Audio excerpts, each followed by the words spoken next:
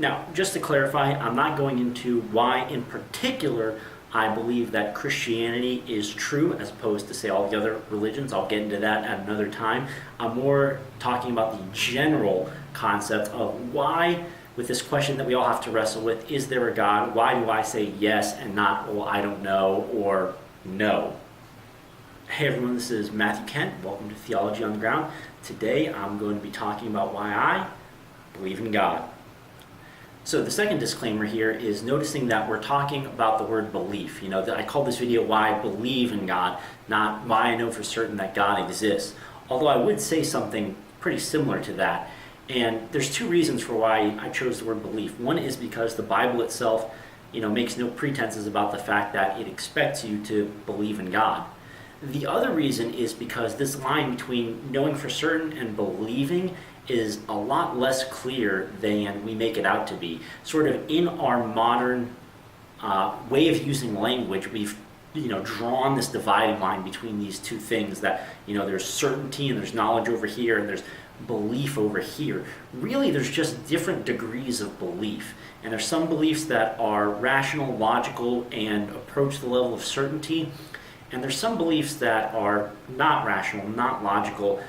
They're just egregious leaps of faith for the gullible. And so when you think about things like we know gravity exists, technically that's a belief. You believe that gravity exists, but it approaches certainty because we can never fully arrive at certainty.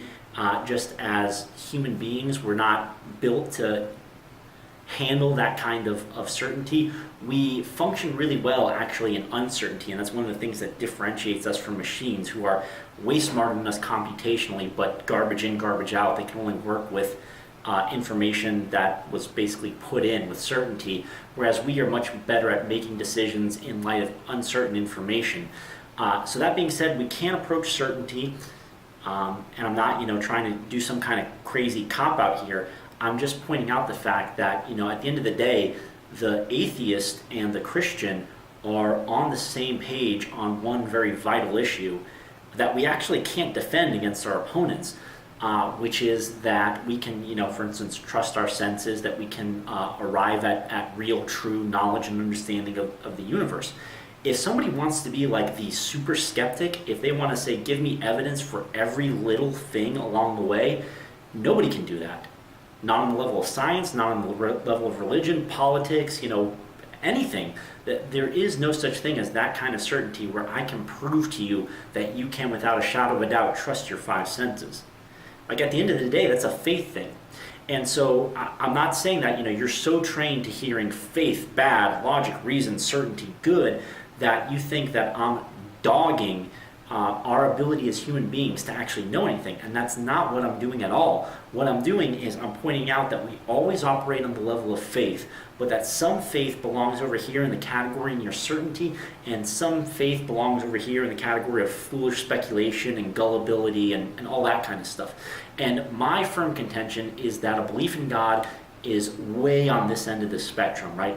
I am as close to certain as anybody could ever be about anything that God exists. And ultimately, that's the only place any of us can end up. Like, you can't go past where I am on the existence of God on any issue. It's just not possible as a human being. So I have 3 points, and we're going to just go through them one at a time. And the first one is, I'll admit, experiential in nature, meaning that really it probably applies just to me, and for you it might just be sort of an interesting story, though for some of you who believe in God, there's similar stories in your life, so you'll hear the echo of your story within mine. It doesn't really do much good for trying to, on an intellectual level, convince somebody else that God exists. The last 2 points do that. They work really well in terms of if you're having a conversation with somebody about does God exist, these are like the arguments that I'd use to say, yeah, he definitely does exist. And out of them, I think the third one is really the strongest, and not only demonstrates, I think, that God does exist, but I think demonstrates that everybody that I talk to already believes in God in the first place. So let's check those out. Okay, so like I said, the first reason that I believe in God just has to do with my own experience. And so I call point number 1 the transformation that's happened in my life. Right? Just really simple. I'm not the same person that I was before I started following Jesus. And just to pick one example out of many, the issue of lust. In high school, I mean, hey, this is an adult topic here, so hopefully, if you have concerns about listening to some of that material, then, maybe shut it off or do something else. But, just a candid conversation here about lust. I was completely addicted to pornography. Completely addicted. I mean, my neural pathways were set on, pursuing, illicit images on the internet and masturbation it was just my thing. It was what I did. It was just a part of who I am. And the older I get, the more I realize how hard it is for people to change on anything, but on these issues in particular. I remember what changed it, and it's a crazy thing that changed it, was when I got to college and I started reading my Bible. I got to Matthew chapter 5, where Jesus says, if you look at a woman to lust after her, you've already committed adultery in your heart. And literally, it's not an exaggeration at all to say my entire life was different from that point on. It's not that I never experienced lust again, but the incidence of lust in my life has been tiny, and when it has come up, it hasn't been as before where I felt no moral qualms about it, no desire to fight it. The desire now has been to fight. It's almost like something was awakened within me, a new desire that hadn't been there before, a desire for holiness, for purity, for wanting to do what God says. And so even in the times that, lust has been greatly diminished in my life since then, but even in the times that it has popped up, there's been this other thing that wasn't even there before, and there's been this battle, there's been this conflict. There's been a few times where, the part of me that's the new part, the righteous part, has lost that conflict. But at the same time, nobody could say, who had seen my life, and I'm so thankful that nobody's been able to see my whole life, nobody who could see my life before and after just that one little moment that I read that verse could argue that the two are even remotely similar. And literally all I did was read a sentence on a page, spoken by a guy that, it had been almost 2,000 years ago at that point. So, that's just the power of God, really. And, you could say that, it's, Christianity that transformed my life, or my own belief in Christianity. Of course, I believe that it's God, the power of God through the working of the Holy Spirit that transformed my life. And, I've just never been the same. Okay, so the second reason that I believe in God is what we'll just call order or design. The fact when you look at the universe, the world that we live in, the complexity of it and all of that, it just implies that somebody was there behind it, designing it. I know this is one of the oldest arguments in the book, if you will, but that doesn't make it any less compelling. So think about it for just a second. What's more likely that at the bottom of everything that we see that has all this order, what's more likely? Is it a designer or is it chance? I don't think any rational, logical people just on that initial level could say, well, it's more likely that it's chance. And if you don't believe me, think about what would happen. Let's say I went outside right now and I set 10 leaves just in a straight line, just all in order, the tip of one touching, the stem of the other one, perfectly straight line. And then I took you outside and I said, hey, look at that line of leaves. How do you think that happened? Do you think that was chance, or do you think somebody did that?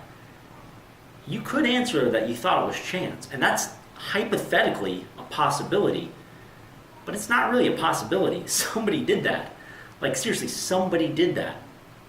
And I'm sure I could probably go out there and create a video where I recorded the process of 10 leaves lining themselves up and, make it look like it happened by chance, but, really, I was just doing it. And who would I be kidding at that point? Like, doing something like that kind of exercise just proves this point all the more, that kind of thing just doesn't happen by chance. It just doesn't. So, that's 10 leaves all in a row. Like, what about something like DNA? What about something, the level of order that we see in the universe is so infinitely beyond the chance of, something simple like that, that at the end of the day, it's just far more rational, far more reasonable, far less of a leap in faith to believe in God than to not believe in God, or than to be uncertain of God's existence. Okay, so the third reason I believe in God, probably the most powerful, And why I think not just like evidence for God's existence, but why I think everybody that I've already met already believes in God. And even the atheists, I'm not saying that atheists are lying when they say that they believe that there is no God, but I recognize that it's perfectly possible for people to simultaneously hold two contradictory beliefs without really even being bothered by it, right? You run into somebody and they say, I'm a vegan because I believe that all life is sacred. And you ask them, so you're pro-life? They're like, well, no. What kind of question is that? Where did that come from? No, I'm not pro-life, I'm pro-choice. And they don't even see the disconnect.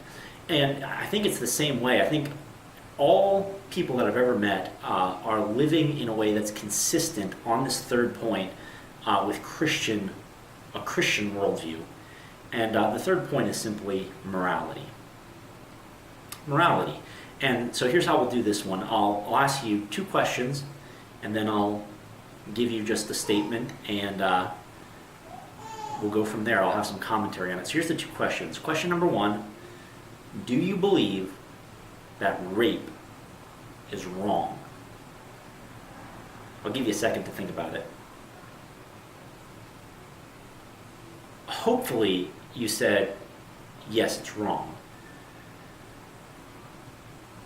I really hope like 99.9999% or higher of people said that it's wrong. If you didn't, then unfortunately, okay, I really have nothing else to say to you. For those of you who did say that yes, it's wrong, for a man to, let's just say, violently rape a woman, for him to stalk her, figure out when she's going to be alone, break into her apartment, and violently rape her. And unfortunately, that's not a hypothetical. That kind of thing really does happen. So if you think that's wrong, my second question is a follow-up question. It's a very simple question. Are you sure? Because there's a couple different ways that you can go here if you've said that you believe that rape is wrong. The first is that you could be saying, well, I believe that rape is wrong. But who am I to judge another person? To each his own. So if somebody else decides to rape a woman, then that's their business.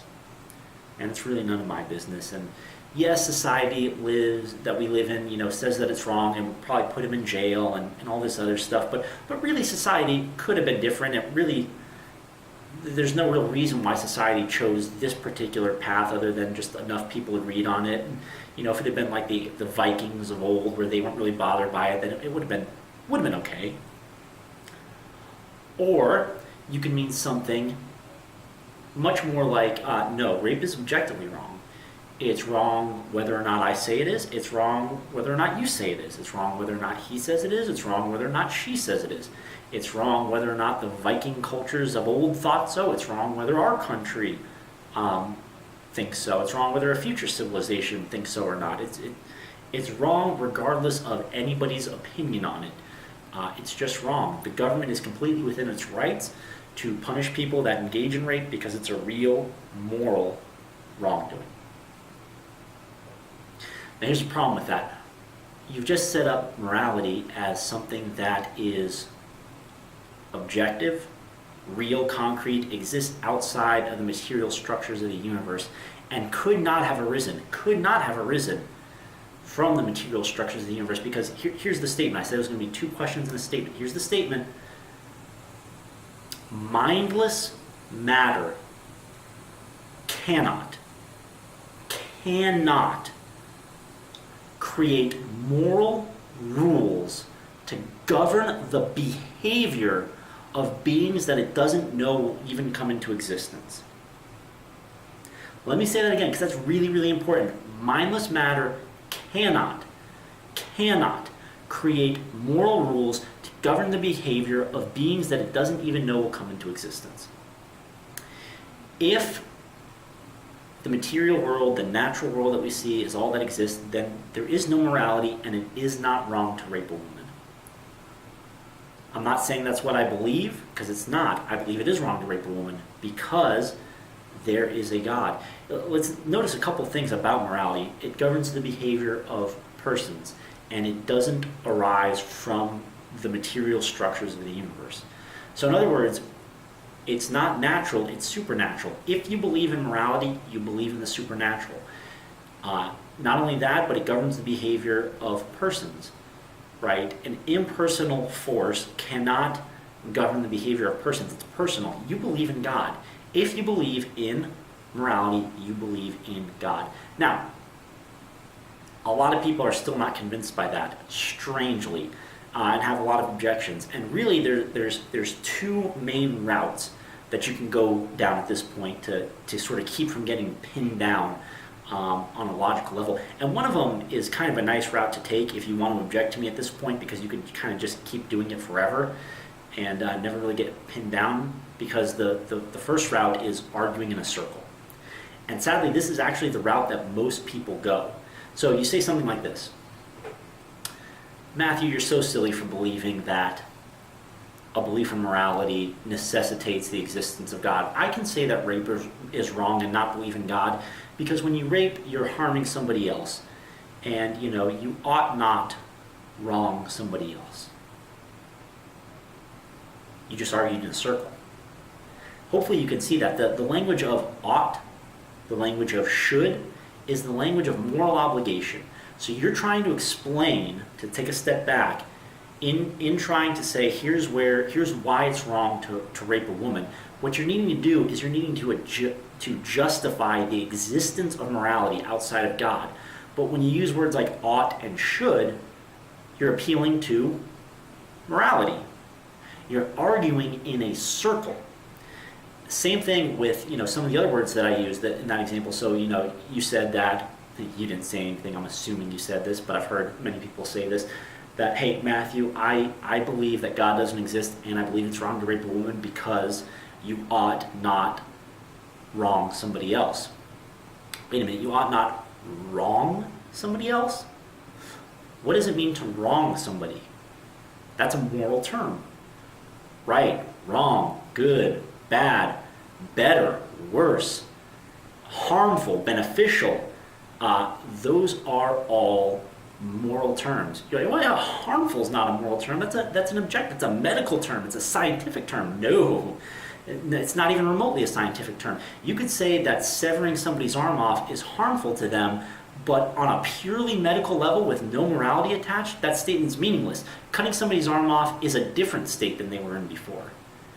But better or worse means morality. Harmful or helpful, that's morality. So once again, this is just, and so it's not based on somebody's self-interest. It's not based on whatever. We're saying that there's objective states that are better than others. That we're saying we believe that morality exists, that rape is wrong, and that can't come from the immaterial structures of the universe. And any explanation that you give that relates to some effect of, well, you ought not do this, or you should do this, or you ought not do that, or you shouldn't do that, or this state of affairs is better than that state of affairs, or this is good, that's bad, or any of that kind of language is just arguing in a circle. So the other direction, that's one direction, is to argue in a circle. The other direction is to basically hijack the meaning, replace the meaning of the words should and ought. So those are the language of moral obligation, but they have another sense in the English language, the sense of prediction. So if you say, you ought not lie, you shouldn't lie, you should tell the truth, you ought to tell the truth, that's the language of moral obligation. We're not making a prediction about whether or not you're going to lie. We're saying that you have a moral burden to tell the truth and to not lie. On the other hand, you have the language of prediction, which is, based on the law of gravity, when I drop this apple and this bowling ball, they should fall at the same rate. They ought to fall at the same rate. That's the language of prediction. We're not saying that they have a moral obligation to do so. We're simply saying that that's what they're going to do. So one of the areas that people will go to is they'll say, well, I don't believe that God exists, but what I do believe in is evolution, and that's where I derive my morality. So evolution, we all evolved from single-cell organisms, and in the process of this evolution, we acquired what would be called a herd instinct, or just a natural sort of benevolence, desire to help other people and not harm them. And so therefore, a man shouldn't violently rape a woman. Now you see what you've done there is you've replaced the language of moral obligation with the language of prediction. You use the same word. You use should, you used ought, but you're not talking about moral obligation anymore. You're talking about prediction. What you're saying is, based on the fact that people have herd instincts, which encourage them to do good to other people, we would expect them to do good to other people, not harm. The problem is you're not providing a justification for why a person ought to choose a thing. All you're doing is predicting behavior and predicting it wrongly, right? So you're a scientist, but you're a bad scientist because you stubbornly stick with a hypothesis that's empirically false, namely that people don't rape. Yes, they do. That it's an unfortunate reality, but yes, they do. If you're saying, well, they ought not rape because of the herd instinct, well, then clearly your understanding of the world is wrong because they do, in fact, rape. There's no moral obligation that comes with having a herd instinct. There's no reason why you ought to follow your herd instinct instead of suppress it. There's no reason why when your sex drive, your sexual instinct, your instinct for procreation is battling against your herd instinct, as in the case of rape, having a herd instinct is not a sufficient justification for saying we need to encourage the herd instinct and suppress the sex instinct. They're both just morally neutral instincts. So the problem you have with this route over here is really what you're talking about is the language of prediction, not the language of moral obligation, because you can't get any kind of actual moral obligation if God doesn't exist, right? Things aren't better or worse, they're just different. And you can think they're better or worse for you, but that doesn't justify the belief in morality that somebody else ought not rape a woman, even though it affects her. Because the thing is that what they do is just a decision that they've made, and the results are just what they are. So it's not better or worse, it's just different than if they had chosen something else. And the material structures of creation can't come up with sufficient, the material structures of creation, I should say, can't create moral rules for governing the behavior of beings that doesn't even know will come into existence. So you can come up with a billion variations of the objections that I've mentioned, but ultimately all of the objections fall short, right? So you have, like, I remember I read the God Delusion. You have Richard Dawkins talking about, well, morality is just kind of this thing that, it's memes. It's, these things that sort of, get picked up on. Again, that doesn't explain how everyone seems to believe that it is wrong to rape a woman, and in fact would imply that it's not actually wrong to rape a woman, but that we've just been conditioned, most of us, to think that, but some people haven't been conditioned to think that, or they've been conditioned to not care, and so they go ahead and rape a woman anyway. But at the end of the day, that's not what you know to be true, and so this argument is not necessarily even coming from, here's the external evidence. This argument's coming from your own conscience. Like, at the end of the day, you can play these games all you want, these intellectual games, and try to wriggle around the reality and say, oh, I don't really believe in, objective morality. It's just all evolution, it's all society, and it's all this kind of thing. That's not what you really believe. If that were what you really believe, then that means it's not actually wrong to rape a woman, but that just most people today think it's wrong to rape a woman. And I know that's not what you believe. You believe in your heart of hearts that it's wrong to rape a woman. You believe in God. So that's it. Those are my 3 reasons. Number 1, my experience, which for me is absolutely conclusive. Number 2 is the fact that it's infinitely more likely that God exists than he doesn't, because of the fact that creation testifies to a creator.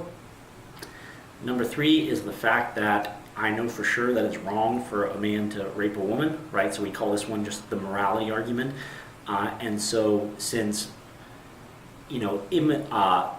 since mindless matter can't give birth to an immaterial moral rule that, binds the behavior of moral creatures, that mindless matter didn't even know would ever come to exist, the only way for there to be actual real morality is for God to have given it.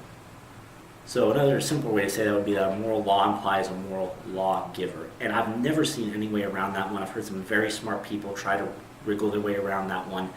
And ultimately they have to come to a point intellectually. The ones who have refused to be pinned down either just keep arguing in a circle, or come to a point where they say, okay, I guess I don't really believe in morality. But as I've said, that's inconsistent with their actual inner beliefs. We all know it's wrong to rape a woman. So there you go. 3 points why I believe in God. Hopefully this video was useful to you. If it was, go ahead and subscribe. You'll get more fun videos like this. If it wasn't, it's probably because you don't believe that God exists. And if you weren't convinced after that, I mean, I really can't help you. I'd be happy to engage with you a little bit more, talk over some of your objections and things like that. But those are my 3 points, and hopefully everybody enjoyed that. God bless.